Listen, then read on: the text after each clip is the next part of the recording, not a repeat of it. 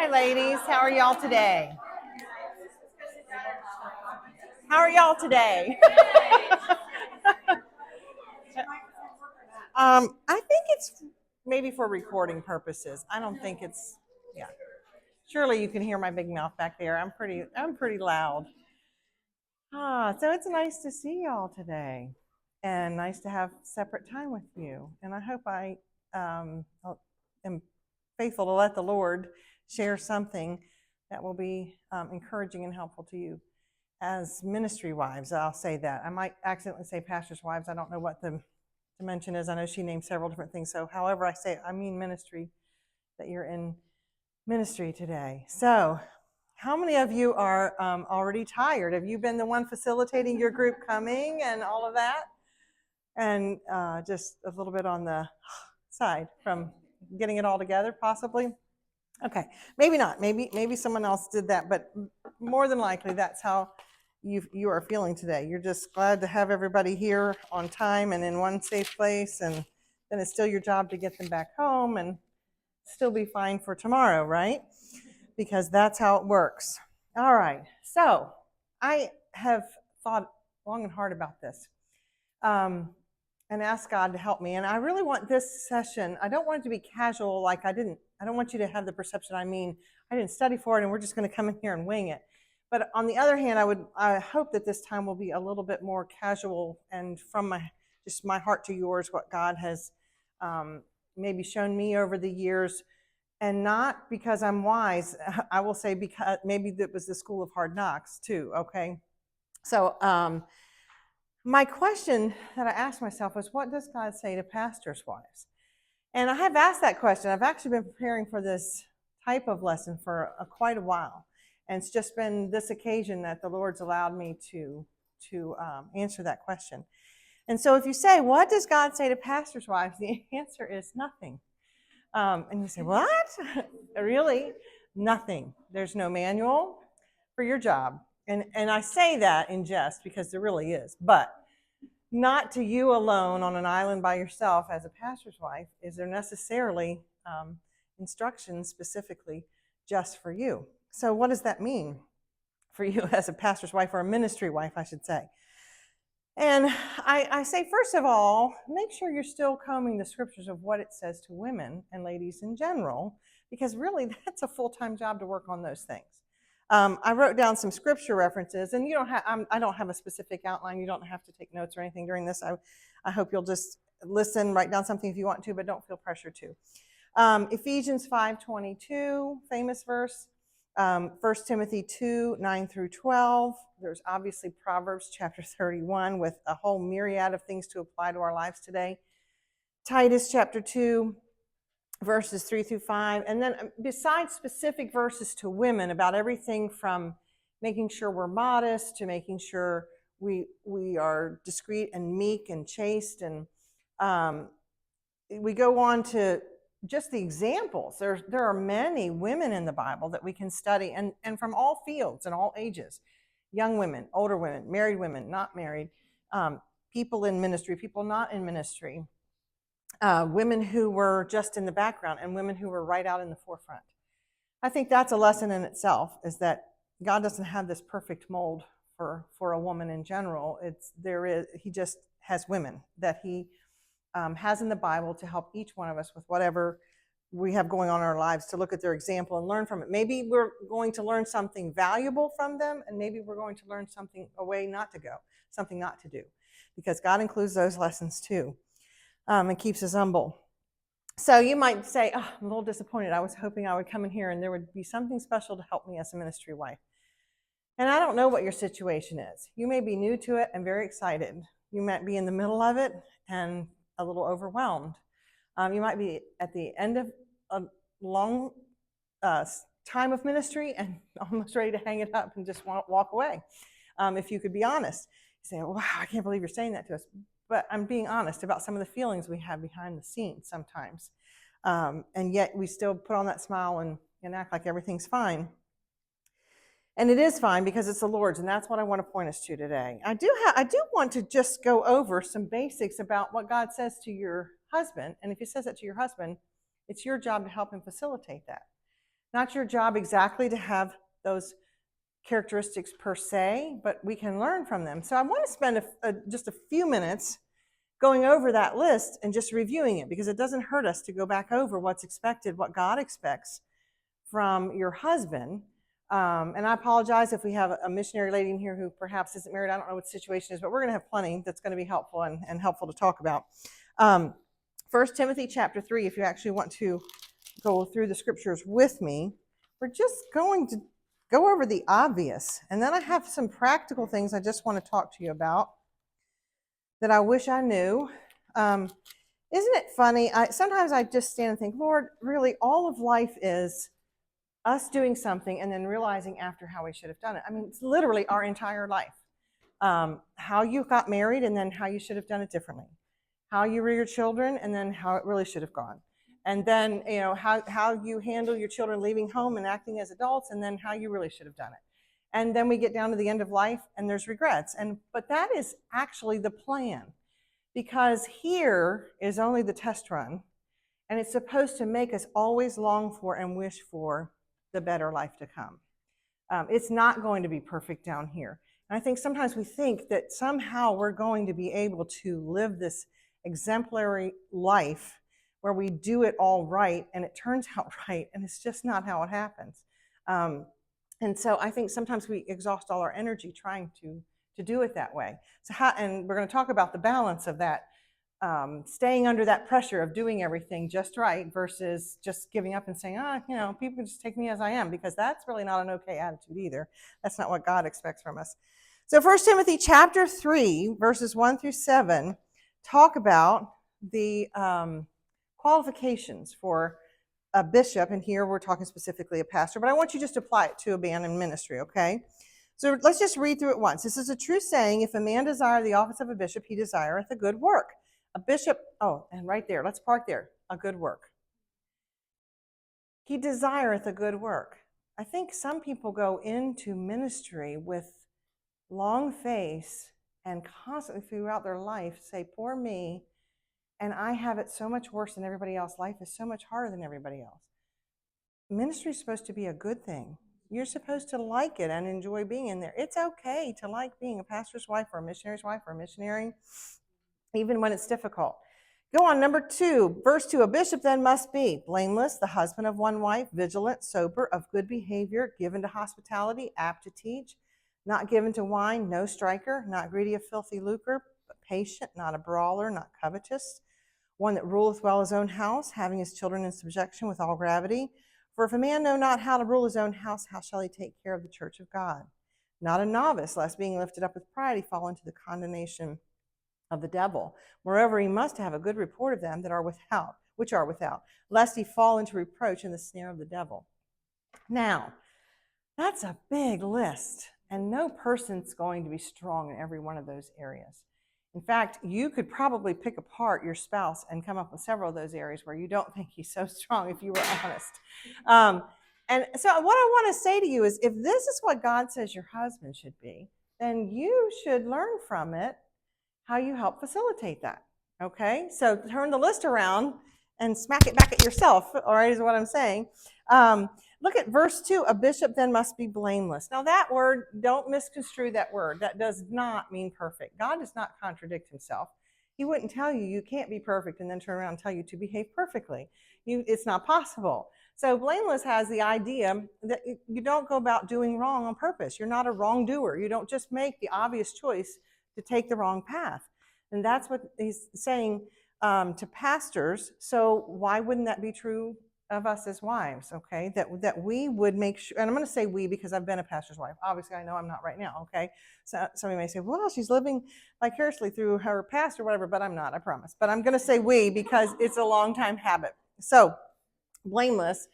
I'm going to touch on these pretty quickly for the most part, but not a wrongdoer, not going about doing wrong. The husband of one wife. Obviously, if you're married and hopefully your husband has only been married to you, or only married to you at this time, and has only been married to you. And I say that, I don't say that just to be funny. It would be really easy to pass over this, but this is huge to you. Okay, this puts a huge responsibility on you. because your husband can't pastor if you don't remain his wife. Again, I just take this to anyone in here who's married. I know I'm saying pastor, but I mean ministry. You can make or break him or ruin him. Now, some women would take great pride in that, might even threaten that or hang that over his head. You should not. That is a sobering responsibility on your part. You need to keep yourself in tune with the Lord to where your relationship with your husband does not hinder him as a pastor. Is that going to happen sometimes? It really is. I don't want to burst the bubble of the really younger pastors' wives in here, but it really is. There's going to be days you can't stand him just like you think you will. It really does happen. And I will say this, sometimes that's my own fault. I will say that. I can remember just different times when we would hit a patch and I would think, and I would just see so much wrong in my husband and be frustrated and think, okay, this isn't going away. I can't leave him. What am I going to do? And I would pray, and I would be smacked in the face with the reality that the same man that I married is pretty much who I've been dealing with. When I thought he was Mr. Wonderful, it's the same guy. So probably what's changed is my heart attitude, and I'm in a bad place. And most of the time, that's what it is. And about the only thing that gets you out of that is prayer, just to be honest. People say, tell you all kinds of different things and formulas to do in marriage counseling, but I honestly believe that, the number one thing you can do to get through tough times as a couple is pray and just give it to God and say, you have to fix this. You want me here? You want me to stay here? I need you to fix this. And stay in prayer and pray for your husband and the situation daily. And over time, it will come right back where it's supposed to be when you submit to that and realize it might be partially you and your attitude, or maybe all you and your attitude. Also, when we talk about the husband of one wife, I think that you need to protect your husband. And by that, I mean, in general, I'm just going to let you in on something. In general, even pastors, even good godly men gravitate towards sin easier than women.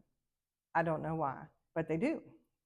Usually you'll have what seems to be a godly man on the outside, and sometimes you'll think, where did that little quip of what he said or that thought or that thing come from? It's often your job to help steer the ship in the home. I don't mean overriding your husband, but I mean toward protection.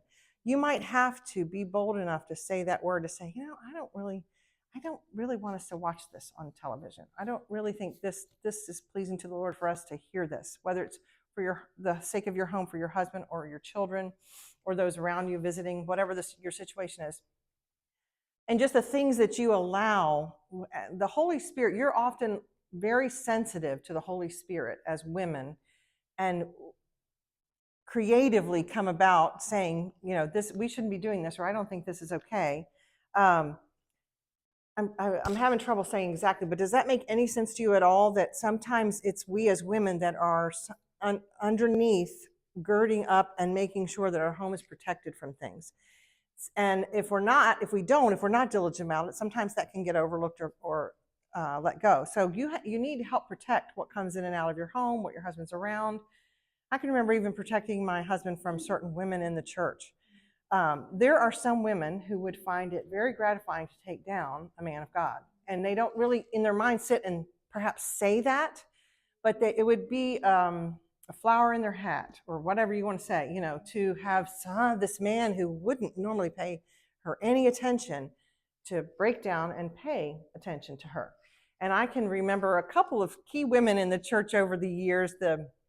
We were in ministry together 34 years. He pastored 13 of those. But I can remember both before and after he was pastor, certain women who would just come up and, the whole time they're talking to my husband, they're batting their eyes, they're moving their body language in a way. And I'm just thinking, and I am just that woman. I would walk right up between him and her and just help finish the conversation.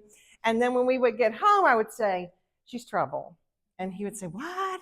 And I felt innocent. She wouldn't be interested in me, blah, blah, blah. Nope, she's trouble.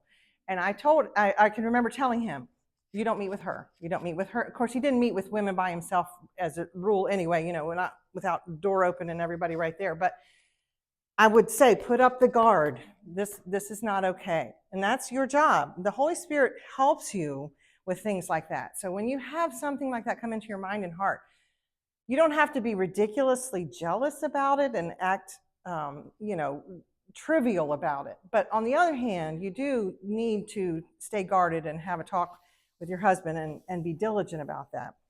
And then lastly, I would say in your personal life together, okay, sexual life, I'll just go ahead and say the word out loud.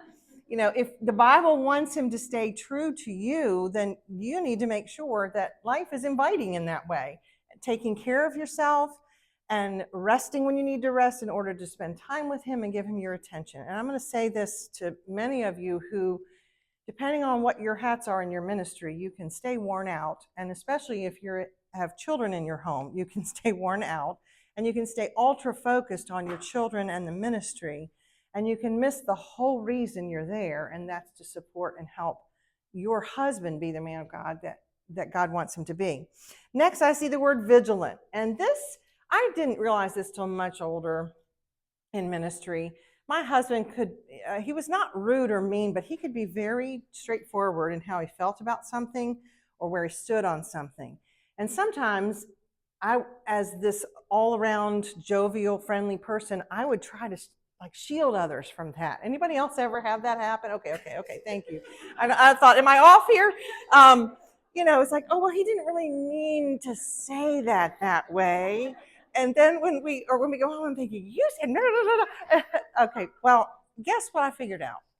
There came a point when I finally started to say to myself, if your husband is vigilant about the word, he is going to offend people, and he has to take a stand. So let him take a stand. What kind of pastor would he be if every time somebody wanted something changed in the church, he changed it? It would be helter-skelter. So there's a reason that he's staunch about some things. There's a reason why even just some general practices in the church, he doesn't bend on them and change them weekly to accommodate a few people. So let him be vigilant about it. Don't get in the way of that. All right, sober. And here, this is talking more about just serious about the Word of God.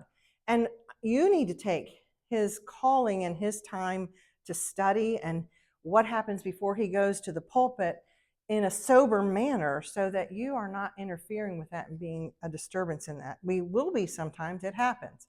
But a thought of yours. Go on to of good behavior. If he needs to behave, so do you. It doesn't go both ways. You can't be always out there cutting or living the edge and the line and expect him not to be. Given to hospitality. This one. Okay. How's your husband supposed to be hospitable if you're not? Okay. And I know what we want to do is divide ourselves into camps. We want to say, well, I'm the quiet kind behind the scenes. I don't have people over. I don't do this thing. And the other person's over on the far side of this camp saying, I'm Miss Bubbly. I have everybody over. We do it all the time. I've got it all together. It's wonderful. And really, somewhere in the middle, you need to be balanced. There are ways, even if I am not a good cook. I'm not just saying that. Now, I have figured out several meals that I can cook, and I can cook with a recipe. And for whatever reason, under pressure, I can cook for 200 like that. But daily coming up with what we're supposed to have for dinner and just getting the whole how things work together in the kitchen, I'm terrible. And I always have been. In fact, later on in our married life, when it was just the two of us, Don could cook so well that he just did most of the cooking. It was not a big deal for him. He just threw it in the pan. It came out gorgeous. It looked like, a TV show. And I thought, why even try? He doesn't mind it if I don't. But as far as being hospitable to people, there's a whole realm and way to be hospitable to people in your church or people visiting your church or fellow pastors and missionaries as they come, etc. You can have people into the home. You don't have to have the most gorgeous home. You can do what God will allow you to keep it neat and clean, and just what people remember when they come to your home is how you treated them. And yes, they might remember the food, I don't know, but find yourself a few good recipes and perfect them and fix them over and over. It's okay to do that. Hospitable also just might mean at church. One of the complaints I've heard over the years, and it does bother me because I think all pastors' wives have different personalities and they should serve in different ways. But I have heard the complaint at times that a certain pastor's wife is snotty or just doesn't speak to anyone. I don't think that's our place. You don't have to be flamboyant. You don't have to be Miss Bubbly, but we should be kind and we should be friendly and we should take time with people and talk to people. That's a way to be hospitable. You don't have to invite people into your home. You can take them out somewhere. You can meet a lady in the church who needs a few minutes of your time or encouragement, and just meet them for coffee or hot tea or whatever, a Diet Dr. Pepper in my case, whatever it is that you drink, and have a few minutes with them. But you're not excused from being hospitable, kind, and open and inviting to people just because you might have a shyer personality, or less money, or not a big house. So remember to apply that. If your husband's going to be able to apply that, you have to be able to facilitate it. Apt to teach, and again, that pertains to your husband. But like I said today, teaching is really you telling others what God is working on in your life. That can be a lesson in itself. You sharing that, studying, and making sure that you're presenting it the way God wants you to, and praying over it. It shouldn't just be fly by night. But I say lightly, anyone can teach. Again, it might even be that you are just the kind of person who teaches one-on-one. Maybe you're discipling someone, and you can disciple someone in your church on a one-on-one basis instead of in a group setting. But again, apt to teach. Next, not given to wine. That one's pretty obvious. If he shouldn't drink, you shouldn't drink. It's that simple, okay? No striker. Now, you say, oh, pastors don't hit their wives. Probably most of them do not. I would say it is rare. And I don't mean this lightly, but I guess from our viewpoint, I think we just need to live life in such a way that we're not so frustrating that he wants to hit us. Okay? You say, what in the world did she just say? My husband never hit me, ever, ever, ever, and never would have. But he did put a hole in the door once, and I can tell that now that he's in heaven. And I'm not even kidding.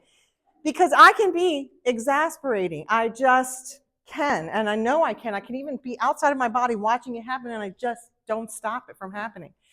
And when we would have discussions, I can remember he just was so patiently, he would listen to it, we'd talk through it, every now and then, probably 3 times in our whole 34 years of marriage. I would push his buttons, like I said up there, where he would just say, okay, we're done. I'm not even going to discuss this with you. But one time, and I honestly cannot remember what it was over, but it was me. I pushed him to the point. I just kept talking. I just kept talking to the point. I remember we had this hollow door, and he just went like this. I think he was very surprised because his hand went through the first layer of the door. And to this day in that house, it's now a ministry house on adjoining property. There is this oval mirror that is glued to that door.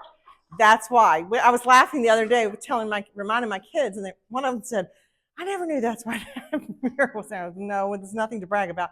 I pushed your father to the limit. And so I will say that, if he's not supposed to hit you, don't frustrate him to the point he's about to. And you say, that never really, yes, those things happen in real life, in human life. We really do get that frustrated with each other at times. All right, so on, not greedy of filthy lucre. If he's not supposed to be greedy of filthy lucre, you certainly can't be, because you're going to constantly make him feel like it's never enough. And in ministry, he does not need that. But notice I do want to be clear here. I want to use the word balance a lot today. Balance. The Bible doesn't say you need to be barefoot and poor and your house is ugly and you have nothing. You're never allowed to buy a brand name piece of clothing or a purse that's actually leather. It doesn't, no, this is not at all what this is saying when it says not greedy of filthy lucre. Greedy means that's your end goal is money. And filthy lucre gives us the connotation and the idea that we're going to go about it in a way that doesn't please the Lord. I've met pastors' wives who have a whole separate financial paying job outside of ministry life, and maybe make more than their husbands. I don't know. And I'm not going to tell you that that's wrong. I've seen pastors who they wouldn't be able to survive on the salary that they were getting if the wife didn't do that. That's between them and God, to be honest. And a whole lot of this is just between those people and God, and not our place to judge. And that's what I'm going to bring you down to at the end of talking about all this. But next it says patient. again, don't try their patience any more than you have to, please. Not a brawler. That means he's not going out fighting. I thought, how do I apply this to us? I do remember a time or two where I kind of said something and brought my husband into a situation where he pretty much had to step over and defend me, because I am a little bit lippy, as you can tell. So I would say, if he's not supposed to be drawn into a fight, you certainly don't need to be living life in a way or getting into messes and things that he's has to come to your defense in that way. Not covetous. This is so important, that we do not have our eyes on everybody else and think their life is better or different, and I need that in order to be happy. I will tell you this right here. I have not lived everything, but I have had a circle of living this gamut where I can say to you, there is nothing out there that will make you happy except God. That's it.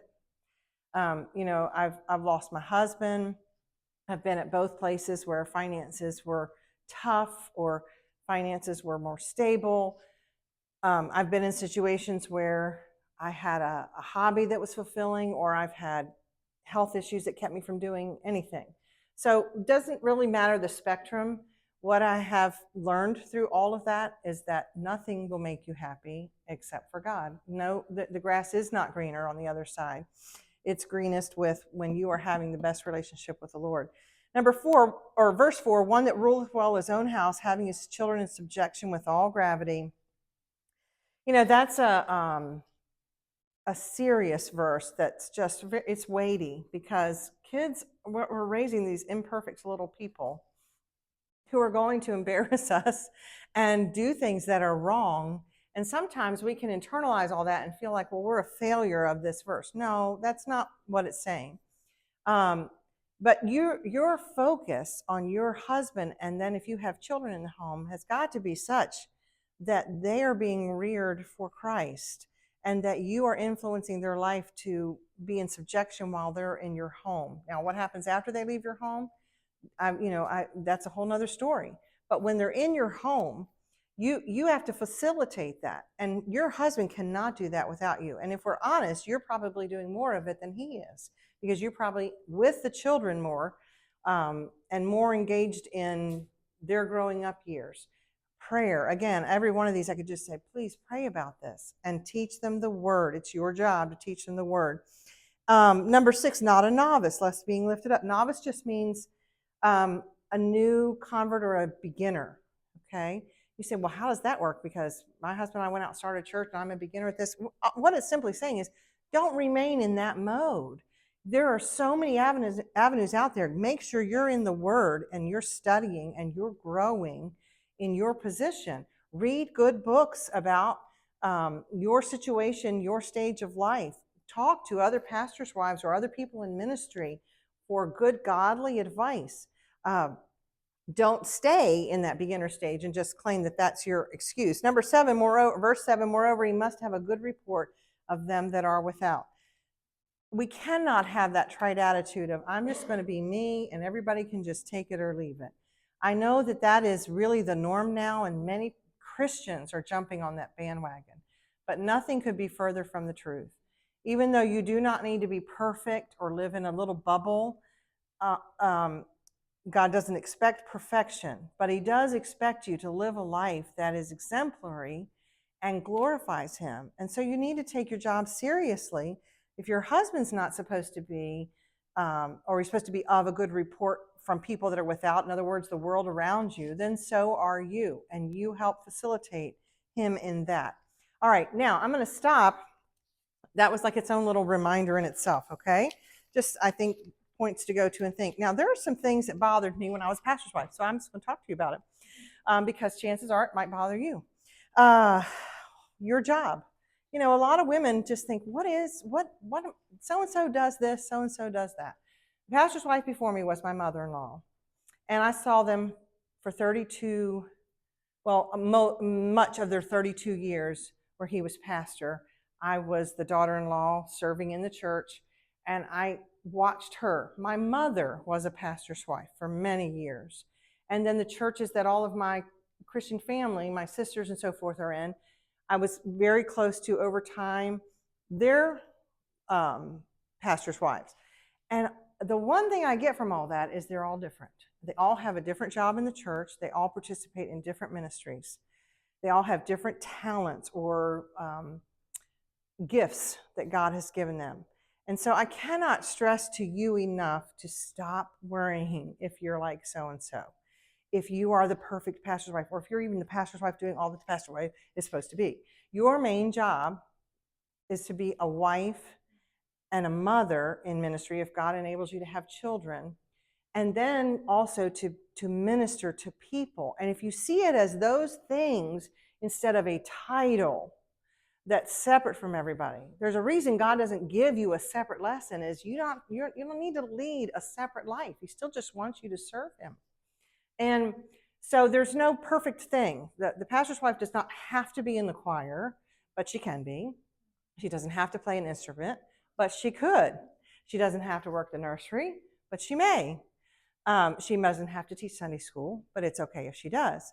My mother-in-law had two very specific ministries. She taught third grade for 30-some years in Sunday school, and then they started a Christian school, and she had her hand in that, and we could not have had the school we have if she had not done that. Her husband, as a pastor, he just trusted that she would be able to help lead and guide that.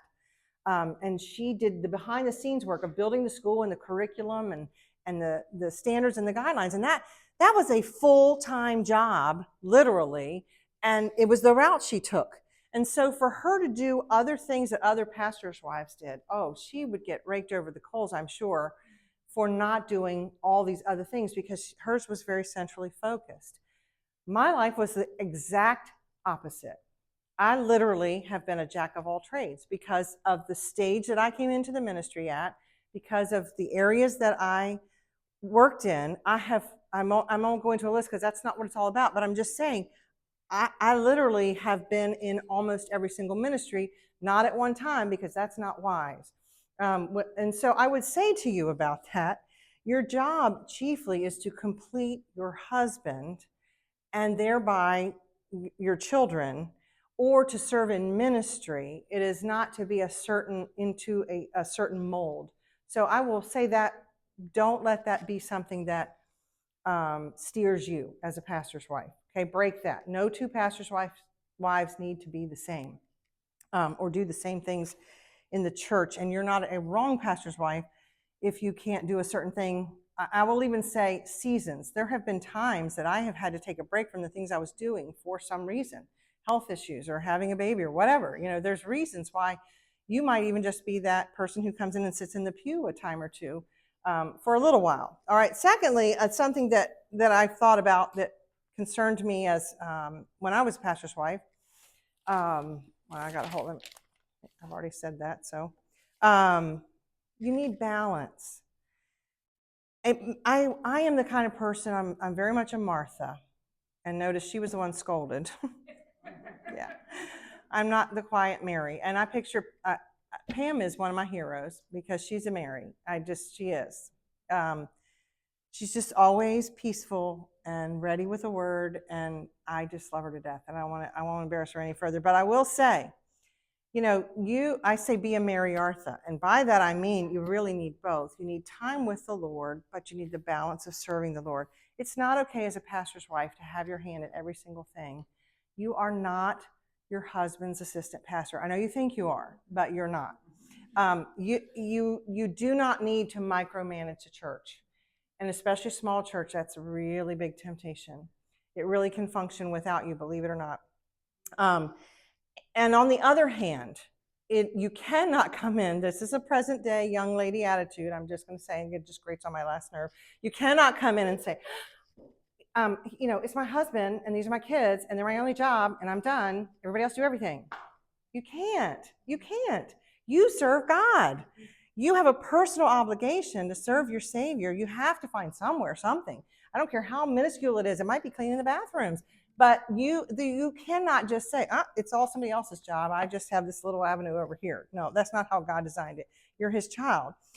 Okay, so then I want to say the other thing that I think pastors' wives need to maybe hear someone else say is concerning people leaving the church.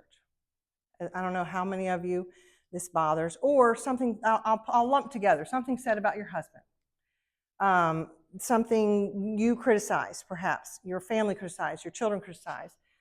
These are things that are some of the hardest things in your role in ministry, is to have these things happen and still respond right and not have them eat you alive in private, because they do. I would lose hours of sleep over a family leaving the church, because they're like your baby. You put time and you love these people, and then they basically reject you, is how you feel, and they go somewhere else, and it's devastating. One of the things I had to come to learn was that God's in control. I'm not. He's perfect and I'm not. My husband's not even perfect, is what I had to tell myself at times. And I would labor over this, to the point that, ashamed to even say it, sometimes I think, in later years, my husband didn't even tell me if somebody was leaving, because he knew I would labor over it. He would just let me find out down the road, which we had our talks about that too. But anyway, you call somebody to check on him. Oh, well, we talked to your husband, and we left the church. Okay. So, but here's what I would do. I started quoting Psalm 119, 165 when I was face to face with people. Great peace have they which love thy law, and nothing shall offend them. I can't tell you how many times I would stand and talk to someone, and they would think I was completely engaged with what they're saying. And in my head, I'm literally going, great peace have they which love thy law, and nothing shall offend them. Great peace have they which love thy law, and nothing shall offend them. Great peace have they which love thy law, and nothing shall offend them. We get done, I smile, and we go on our way. That's how I got through the conversation, not exaggerating. So, but one of the things that I have come to find out is, really, sometimes people need to leave the church, and I don't mean those of you you're saying, oh, good riddance, but because I love people, there's really hardly anyone I felt like that, honestly. But there are people who get in a bad spot, and in their life, perhaps someone really did do something that hurt them in the church. Maybe it was even you or your husband. I don't know, but they are in a negative mode, and they're seeing everything from a critical spirit. And sometimes, they're backing out of things, and then you start seeing that pattern of, well, they're not here, and then you hear they're visiting somewhere, and maybe your husband's the kind who tries to talk to them, and then that doesn't, they're still going to leave, or maybe he says, you know what, if they leave, they leave, and he ignores it. I don't know, there's both personalities, and they go somewhere else. And then what happens? A lot of times you hear about these people that get rejuvenated and they're serving, and you're thinking, who is that? They didn't do that when they were at our church. But here's the goal. I think sometimes we look at a sister church as in we're in competition. God's church is global. Grasp this today, please. God's church is global. And by that, somebody really can learn and grow at another church, and other churches really are good. And so even though we need to be careful about how we leave somewhere, or when someone leaves, or how we treat that, and we still need to understand that God's plan sometimes is for people to move on to somewhere else. And it might be good for them, or they might be in a wrong place, get out of church completely. I've seen that happen too. But again, God's in control. You're not in control. And we have to give this over to him and just understand that what we want is people's good. What I had to constantly tell myself is, okay, they're at that church, they're actually doing better, they're more involved, they're active, they're interested, they're listening, they're healing, whatever the situation is. And then you get to the place where you should be saying, that's the goal, is for the person to grow, not for our numbers to stay the same or get bigger, which is what we're fearful of. I used to play the how bad can it go, can it be game, and just let's let your mind go there, because I was always so afraid. And so one day I was laughing, telling one of my kids this. I said, you know what? Everybody could get mad at your dad and leave the church. Then he doesn't have a job. We lose our house. We go live with grandma. And then I was like, why didn't I think of that before? Really, my mom would take me in. I'm sure she would. So I sometimes I think I'm stewing over all this for no reason. It's really going to be okay. It's not just about me. But I just try that sometimes. It really does help you get through it. So give it to God. And again, I'm going to come back to this little word, pray. Take the person's name who hurt you or your husband or your family or left the church, and pray about them every single day for 30 days. And I promise you, at the end of 30 days, You will not feel bitter toward them. It's not possible when you bring it before the Lord daily, on a daily basis. All right. I don't want to run, well, we're going to cover one more thing and then end. Advice on kids. And I know we have a variety in here. Many probably don't have children still in their home. But how many of you have kids? Do we have some before I even, okay, all right. So in ministry, again, like I said at the beginning, I've seen groups of people get such a feel sorry for me attitude that they then turn their children against Christ or at least against ministry. And the reason for that is you just make it look like it's awful. So please think about that as you're rearing your children. Help them enjoy serving alongside of you. But remember, your ministry is not exactly theirs either. So give some grace for that. I can remember just simple things like my now grown sons, but when they were teenagers, they were the ones with the muscles, and we would have a big banquet, and I would know I'm going to be up there till 11 or 12 getting ready for something. And I would say, I know you guys, how about you and your friends? I know you have things to do, but could you come help mom? Whatever. So try to make it fun. We have 120 chairs to put out, but let's just put out 100, leave 20 out from under the basketball goal. Y'all play basketball for a half hour, then put out the 20 chairs, and dad will order some pizzas. Just remember that serving can be fun. And so help as you bring your children up, leave the talk about how bad it is or how bad so-and-so is. That shouldn't go on, and shouldn't go on in front of your children, especially. You and your husband talk about those things you have to iron out behind closed doors. Don't let them run their mouths about people in the church, even if you think it's happening at other people's dinner table. It doesn't matter. And then have them serve alongside you joyfully, so that whether God calls them into ministry or whether they just serve faithfully as a layperson in their church, that they still have that attitude of servanthood and pitching in. Make sure it's joyful, and that they grow up loving it and thinking that you love it. I loved being a pastor's wife. It wasn't perfect and it wasn't always easy, but it's what God brought me into. And so if he brings you to that, then he is capable of making you absolutely love it. And if you hate it, chances are it's you. Okay? All right. So I'm going to tell you my one last shocking epiphany that came to me after my husband passed. I will probably cry. I'll try not to, but I'm just, to be honest, sometimes I can't talk about it without crying. When my first husband passed, we were actively in ministry. He had just remodeled the church auditorium. He had a back injury, helping tear up the auditorium, actually. And he had congestive heart failure 13 years before. He wasn't completely in just the best of health, but he had taken medicines, and his EF number and his heart were all the way back up to where they should be. And he had done very well.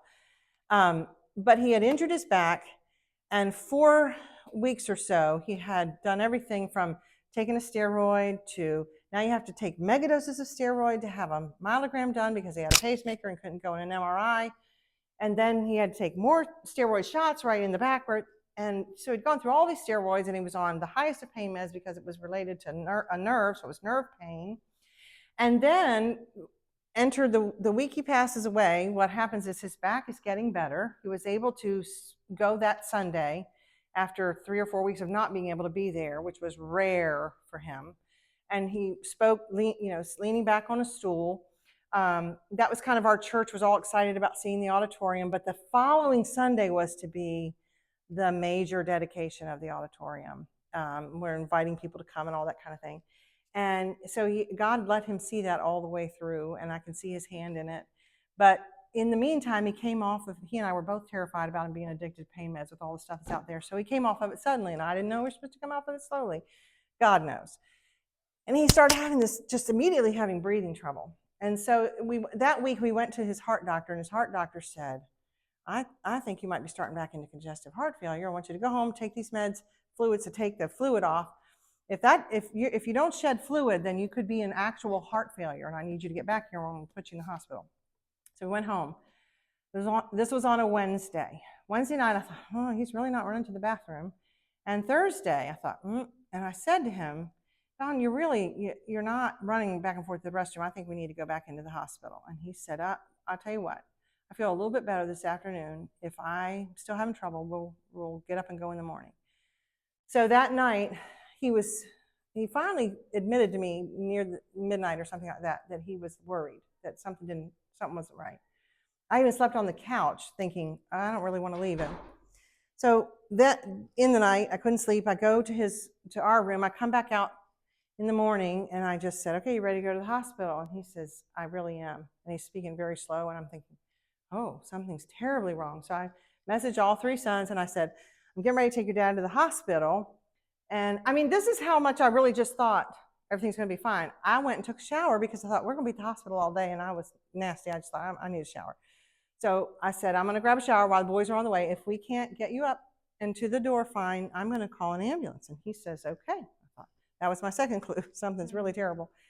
And so the boys, two of them made it there in time. Well, the other blessing is the other one had just spent the whole evening with his dad the night before and said really like his goodbyes to him. He left and cried all the way home thinking something's wrong with dad and didn't really even have any idea how severe. But they all got to say goodbye to him, for which I'm so thankful, even though it was sudden. So we go to get Don up, and he can hardly walk. He goes to the restroom, comes back out, gets to the pew.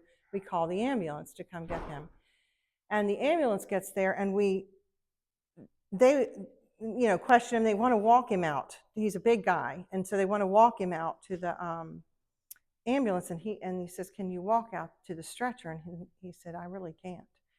And only then did I start to realize, okay, something is horribly wrong. My sons had already started to realize, and I don't know how to explain it. I can think back at that moment. It's just like this great big swirling memory where I just did not comprehend what was happening. And he was actually dying right there, and I didn't realize it. They brought in I don't know what to call it, kind of like a wheelchair thing, and wanted him to at least stand up and step to there. In the moment that he stood up, he went to heaven. I mean, his hands went up like he was grasping Jesus. I'm laughing because truthfully, it could have been his pacemaker bringing his arms up in one last fleeting moment. But I choose to believe it. He grasped right onto Jesus' hands. And my son, my oldest son, who's a pastor now, my pastor, was holding him.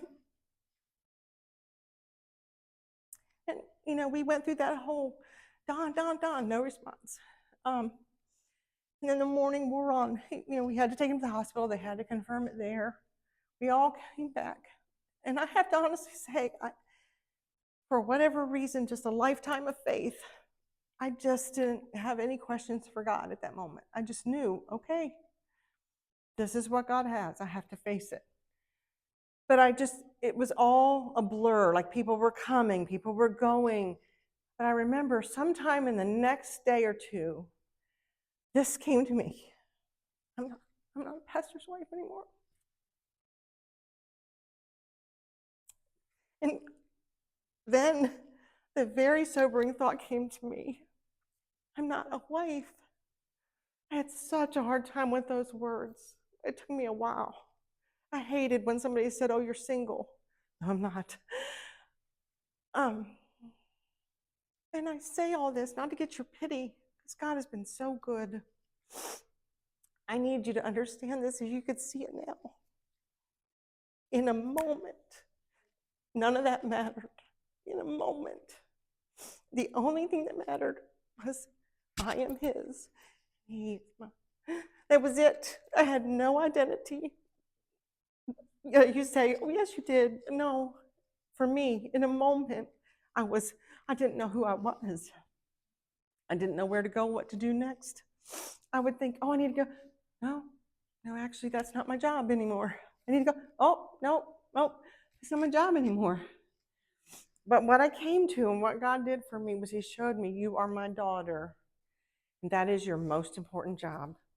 And if I could have you leave this session as a pastor's wife, missionary's wife, missionary, full-time service, if you could just grasp right now in the midst of your busy, hectic, crazy life, the only thing that will really matter in the end is that you're the king's daughter. So your focus should be being the best king's daughter you can be. That's really all he asks of you. And yes, that's a big bill to fill.